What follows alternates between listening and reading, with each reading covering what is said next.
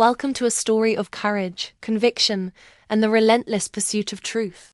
This is the journey of Yunia, a woman raised in the deepest tradition of faith, whose intellectual curiosity forced her to question everything she knew, eventually leading her to a profound realization of Islamic logic.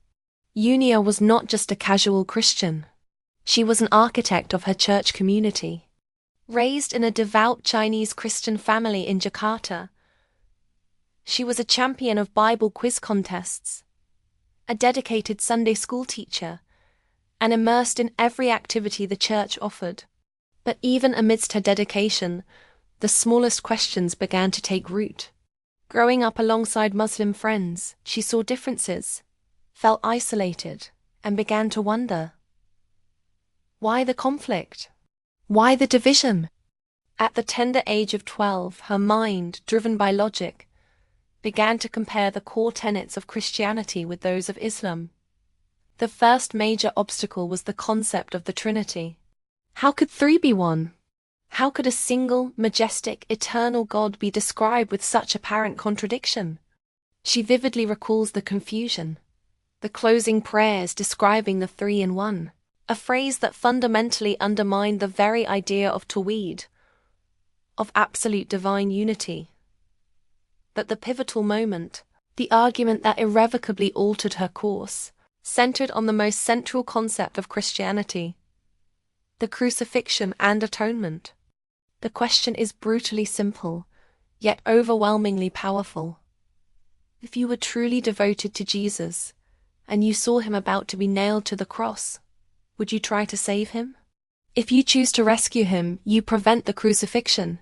If you prevent the crucifixion, the promise of salvation through atonement for original sin never materializes. You would have effectively destroyed the foundation of Christian salvation.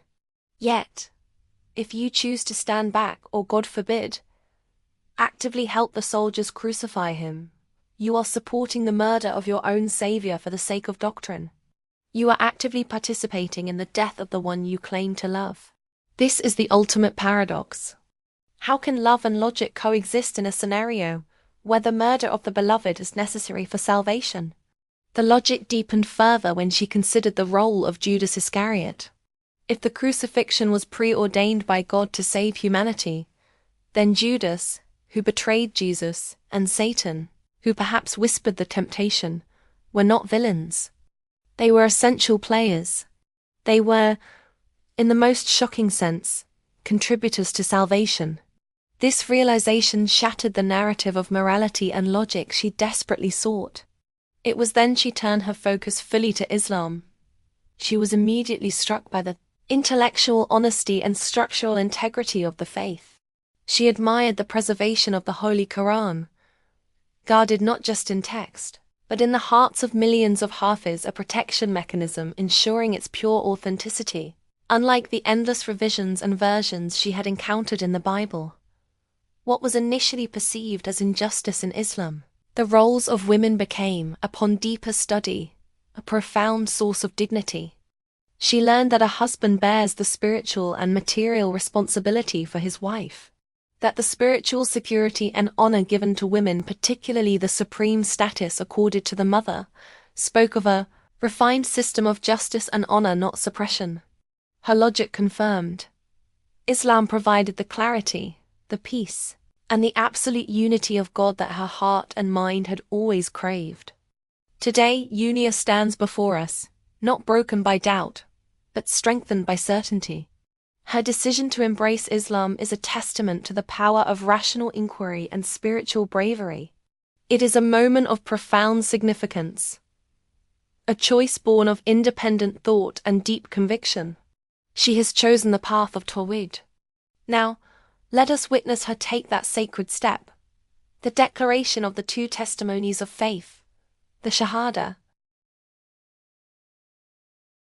Bismillahirrahmanirrahim. Asyhadu Asyhadu alla alla ilaha ilaha illallah illallah wa asyhadu wa asyhadu anna anna Muhammadan Muhammadan Rasulullah. Rasulullah.